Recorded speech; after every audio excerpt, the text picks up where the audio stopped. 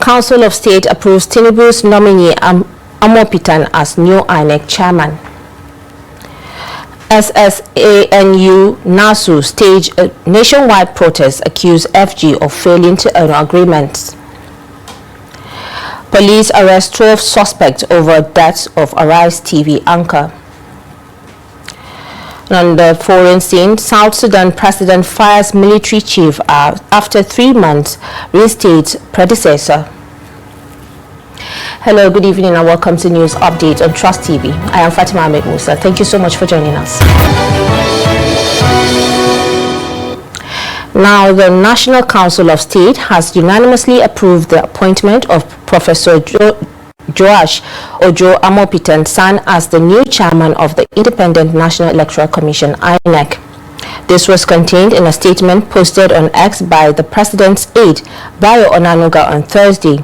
President Bola Tinubu presented Amupitan's name to the council during its meeting at the Presidential Villa, Abuja, on Thursday. The appointment follows the exit of Professor Mahmoud Yakubu, who completed his 10-year tenure in October 2025. Tinubu told the council that Amupitan, a 58-year-old professor of law from Kogi State, is the first person from the North Central State to be nominated for the position. Council members reportedly gave unanimous support to the nomination, with Kogi State Governor Ahmed Usman Ododo describing Amupitan as a man of integrity. Amupitan, born on April 25, 1967 in Ayotoro Bede, Ijobu local government area of Kogi State, is a professor of law at the University of Jos, where he also serves as Deputy Vice Chancellor Administration. A senior advocate of Nigeria since 2014, Amupitan specializes in company law, law of evidence, corporate governance, and privatization law.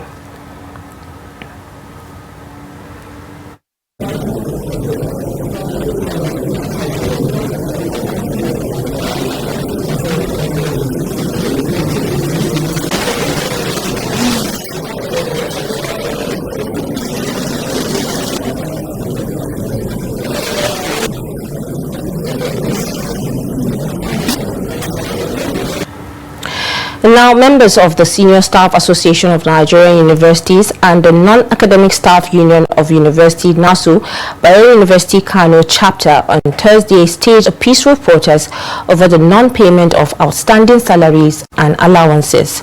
The protest, held within the university premises, followed a directive from the national leadership of the two unions after the expiration of a 1-week ultimatum and an additional 2-week grace period issued to the federal government.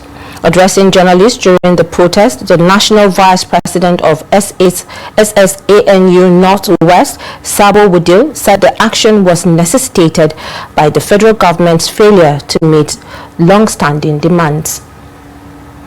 We are in the street because of our long overdue demands held in the opposition of the federal government. Up till now, if you can recall, for a long period of time, we used to agitate, call the federal government to pay us our 2 months with salaries, which was held in their own possession, and to our long overdue 2009 agreements, which was supposed to be reviewed for the first 20 years back.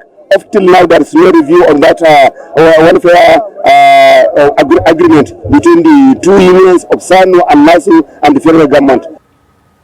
Still on the strike, the Senior Staff Association of Nigerian Universities, Federal University of Lafayette branch, has joined the nationwide protest over the federal government's failure to renegotiate the 2009 agreement with the association. The protest, led by the branch chairman Daniel Dajan, took place within the university premises. In his address to members, Dajan said the agreement signed in 2009 mandates the federal government and the association to renegotiate every 5 years. The chairman explained that in 2022, the federal government agreed to release 50 billion for the payment of SSANU members' earned allowances, but lamented that the promise remains unfulfilled. He recalled that the government's failure to act on this commitment triggered the 2022 SSANU strike, during which members' salaries were withheld. Our issues here is the non-renegotiation of the 2009 agreement. Based on the agreement, we are expected to be a kind of renegotiating our salaries and allowances every 5 years. But from 2009 to date, nothing has been done. All we get from the federal government is promise, unfulfilled promise. Our issue of 50,000 billion to cover our in allowance. As of 2002, we had an agreement with the federal government that they are going to release the sum of 50 million for us, for us to cover our in allowance. And up till today, nothing has been done. Now, the Joint Action Committee, comprising the Non-Academic Staff Union, NASU, and the Senior Staff Association of Nigerian Universities, Federal University of Otoke branch, on Thursday joined their counterparts nationwide in the peaceful protest at Otoke. According to the protesters, the demonstration became necessary following the federal government's failure to address their long-standing grievances. They allege that the government has continued to shortchange non-teaching staff in universities and use the protest to register their complaints. Among their demands are the inequitable distribution of the 50 billion earned allowance, where only 10 billion was allocated to non-teaching unions, while the remaining 40 billion went to the ASU development they described as unfair. They also demanded the renegotiation of their salaries and allowance, payment of 2 months withheld salaries, and arrears spanning 1 year. Trust TV's Friday Abumobi Peter completes this report.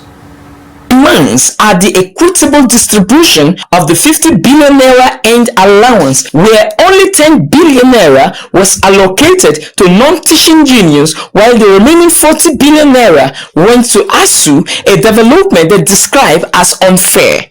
They also demanded the renegotiation of their salaries and allowances, payment of 2 months withheld salaries, and arrears spanning 1 year. Speaking during the peaceful demonstration, the chairman of JAC and SANU Federal University Otreke Oye Aki, alongside the NASU branch chairman Comrade Johnny Godwin, lamented that many members have taken bank loans in anticipation of their unpaid allowances due to the current harsh economy situation in the country. They appealed to the federal government to urgently release their funds. What was given to the non-teaching union out of the 50 billion was just 10 billion naira, and 40 was given to ASU. That is unjust. Our salaries were withheld, and as we speak to you, they are owing us 2 months of our salary.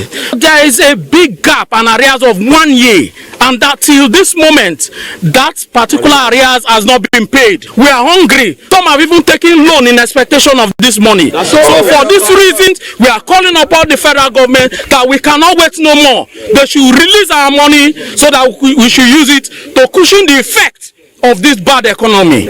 Today we are out to show our displeasure towards the government for not listening to the plight, the complaints of the workers.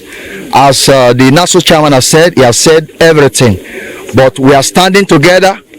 Since this is the language that the federal government understands, we are not going to back down. Yes. We will stand until the listing and our requests have been done. On his part, the secretary of the Senior Staff Association of Nigerian Universities, SANU, Apama Ebiasuobode Lawrence, said prompt payment of allowances and arrears would motivate workers to perform their duties more effectively. The way forward is that we hope that the federal government will think in a sane manner and come up with possibilities to see how they can assuage some of these concerns, because if a staff is happy with this job and salaries are paid as when due, when demands, arrears are paid, we will continue to do our job and the university system will be better for it, and Nigeria, it will trickle down to the entire Nigeria. But in the absence of these things, of course, we have leadership at the national. The JAC, the Joint Action Committee of NASU and SANU,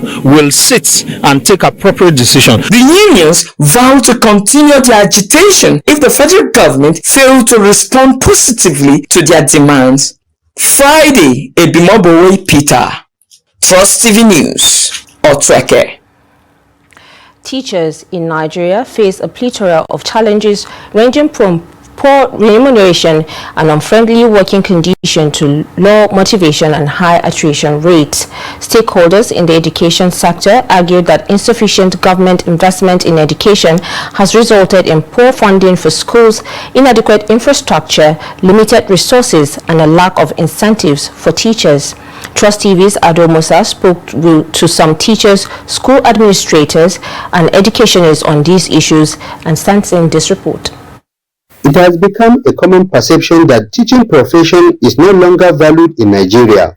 Many school teachers and university lecturers lament that teaching is now regarded as one of the least respected professions in the country.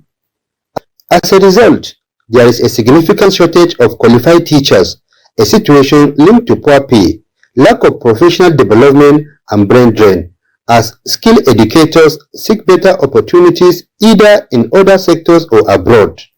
Aisha Hamza, a teacher, explains why many teachers in Nigeria now view teaching as a temporary job and leave as soon as they find better prospects elsewhere.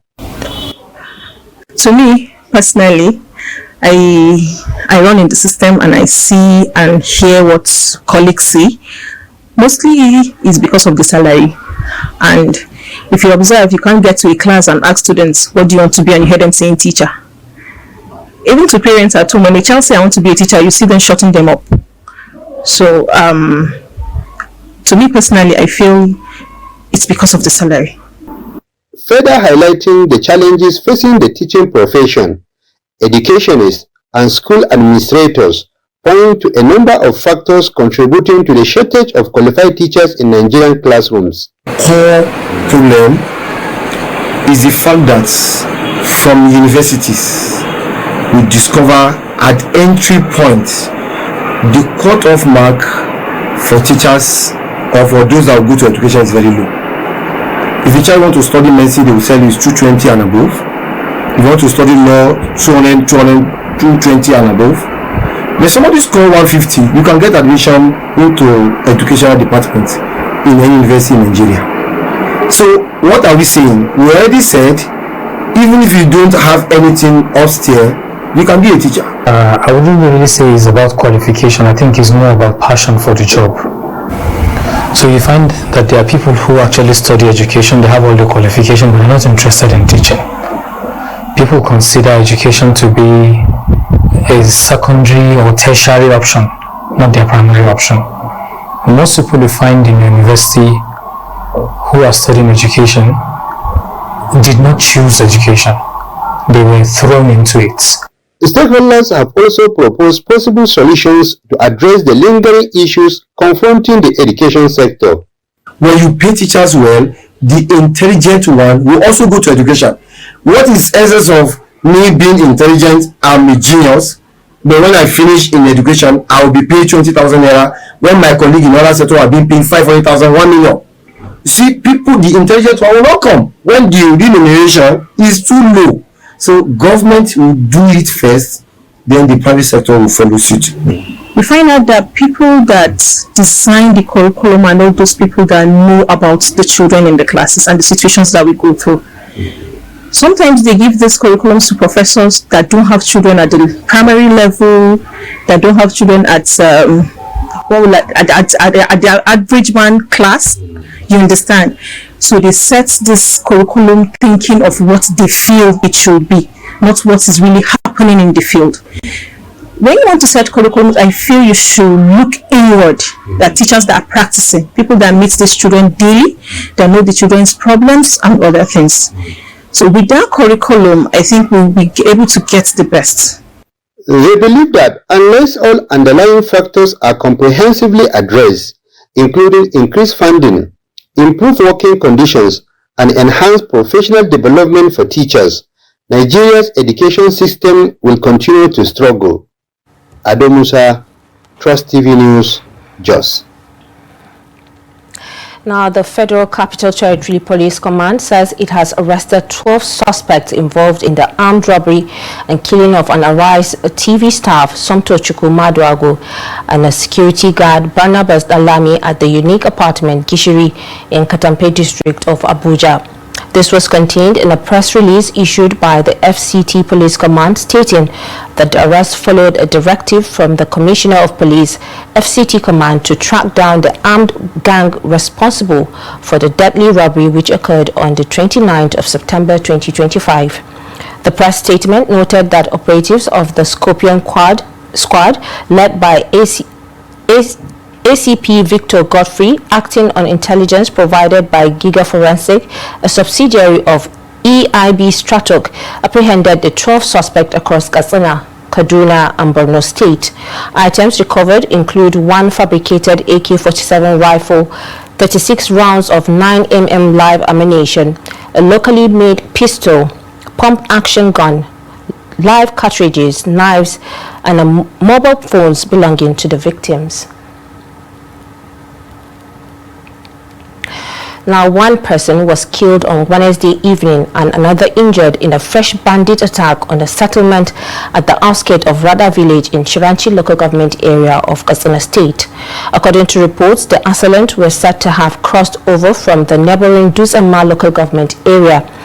Eyewitnesses told Trust TV that the bandits, who arrived in large numbers on motorcycles and armed with dangerous weapons, shot one person dead, injured another, and abducted several others during the attack.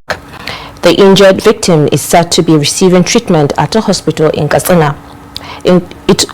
It could be recalled that Trust TV News had earlier reported how residents of Kuki and Bagagadi villages lamented the insecurity of some so-called repentant bandits, alleging that they often cross into areas not covered by peace agreement to perpetrate criminal activities.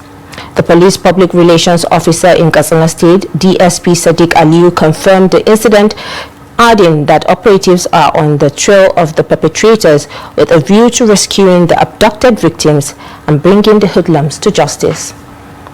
And now moving on. In a bid to curb Nigeria's rapid population growth, medical experts are urging communities to embrace family planning and have only the number of children they can adequately cater for. They warn against rising large families without proper care and support, a situation that often leaves children neglected, vulnerable and exposed to social risks. Victoria Tokolo, who spoke to some community leaders and medical practitioners on these issues, sent in this report as presented from our studio.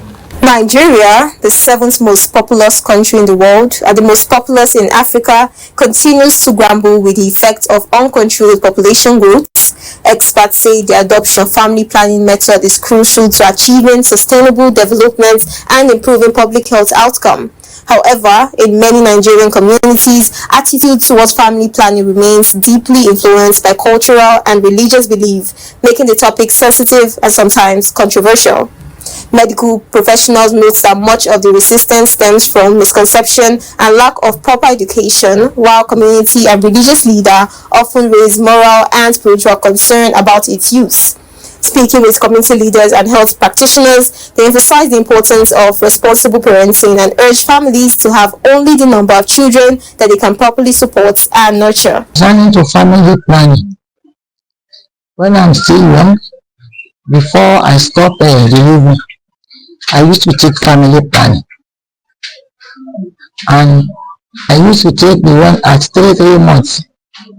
Then, when I'm ready to get another issue, when it expires, I didn't go for another one. So I have to wait till when that one expires. Then I get another belly till I stop burning. Family planning is good for those who understand.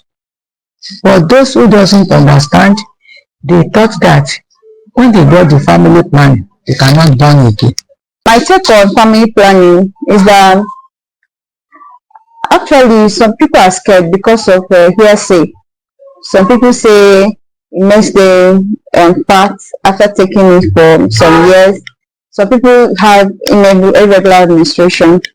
Some they entirely don't see the menstruation for the period of time they are having the family planning. Let me use myself as an example. I have a family planning on right now. But what people don't understand is that yes, it has side effects, but it's minimal. I think we should give back to as many as we can take care of. Family planning is not a casting stone. It must not limit people. But as much as you can take good care of, to go ahead and have them. You can take care of them. You are free to have them. It's good for the economy, it's good for Nigeria, it's good for everyone. Family planning experts maintain that while side effects may occur, they vary from person to person and are not life-threatening when managed correctly. They are calling for continuous public education to dispel myths, promote informed decision-making, and help Nigeria strike a balance between cultural values and modern medical reality. Now, stakeholders in the health sector are calling for increased public awareness on diabetes, describing it as a silent killer that continues to claim lives due to ignorance and late diagnosis. Speaking in Lagos, the president of Avoda Initiative, Dr. Adebola Olatunji, emphasized the importance of regular health checks and public sensitization, describing diabetes as a chronic illness that can lead to severe complications if left untreated. A resident, Margaret Omorige, who has been living with diabetes and hypertension over 30 years, shared her personal story of how she discovered her condition decades ago. They both urged the government and health organizations to strengthen diabetes awareness programs, provide free health screenings, and encourage Nigerians to undergo regular medical checkups to prevent life-threatening complications associated with the disease. Most important thing, regardless of how you manage it, is to control diabetes as best as you can. With medications and compliance with what your doctor says, so that you can reduce end organ damage. The problem with the damage of diabetes is that when it happens, you are going to feel normal. I feel good, I feel good, I feel good. I don't feel somehow. It's a silent killer. So what your own part to do as an individual is you do what the doctor asks you to do. Take your medicine, check your sugars regularly, and make sure your numbers are fine. A simple guide to making sure that you're in the right track is a test they call HbA1c. I have diabetes for so many years. How I know that I have it? At a point, about 20 years ago, I looked so dry. I dried up. I didn't know. I went to hospital. I thought it was AIDS. They did AIDS test for me. They say it's not AIDS. Then one doctor came in to see my doctor. The doctor advised my doctor that they should do diabetes test for me, because that doctor said, if it is AIDS, and there should be crop on my body, and there was no crop. So when I did the test, it shows that I have diabetes, and it was high then. That is when I knew it was diabetes. Now in business, the federal government lost a total of 13.5 million barrels worth $3.3 billion to oil theft and pipeline sabotage between 2023 and 2024. This was revealed by the Executive Secretary of the Nigerian Extractive Industry Transparency Initiative, Obonnaya Oji, at the 2025 Association of Energy Correspondents of Nigeria's conference held in Lagos on Thursday. While speaking to this year's theme, Nigeria's Energy Future, Exploring Opportunities and Addressing Risks for Sustainable Growth, Oji noted that the lost revenue could have financed a full year of the federal health budget or provide energy access to millions of households. According to him, Nigeria's energy future will not be defined by the size of its reserves or production capacity, but by how transparently and prudently it is able to manage its natural resources wealth, including the revenues, data, contracts, and decisions that shape its national destiny. He also said the era of secrecy in resource governance was over. And now on the foreign scene, South Sudanese President Salva Kiir has dismissed the country's military chief, Dao Atojang, and reinstated his predecessor, Paul Nang Majok, Just 3 months after removing him, the state television announced late Wednesday. The unexpected move marks yet another shake-up within the South Sudan security ranks, underscoring Kiir's continued struggle to balance power among rival factions and the fragile nation grapples with the internal conflicts and uncertainty over his eventual succession. Atojang, who had served as Chief of Defense Forces since July, has been reassigned as a technical advisor at the Defense Ministry. The government did not provide a reason for the latest reshuffle. Majok's earlier dismissal came shortly after the army was overrun in the northeast by a militia linked to First Vice President Riek Machar's Nuer ethnic group. Machar, Kiir's long-time rival and former rebel leader, is currently facing trial on charges of treason, murder, and crimes against humanity, allegations he denied.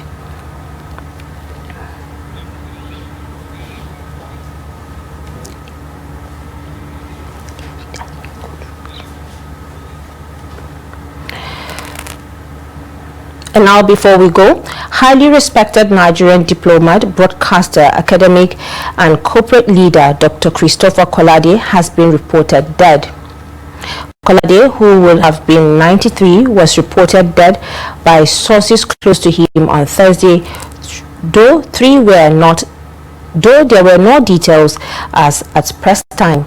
Born on December 28, 1932 in Erin-Oke, Osun State, Kolade began his career in broadcasting and rose to become the Director General of the Nigerian Broadcasting Corporation, NBC, where he was known for upholding professionalism and integrity. He later transitioned into the corporate sector, serving as chairman of Cadbury Nigeria and holding various roles in the Nigeria Institute of Management and Nigeria Economic Summit Group. And with that, we have come to the end of News Update on Trust TV. Do not forget to watch and catch us across all our social media platforms for more news, programs, and documentaries. I am Fatima Ahmed Musa. Thanks for watching.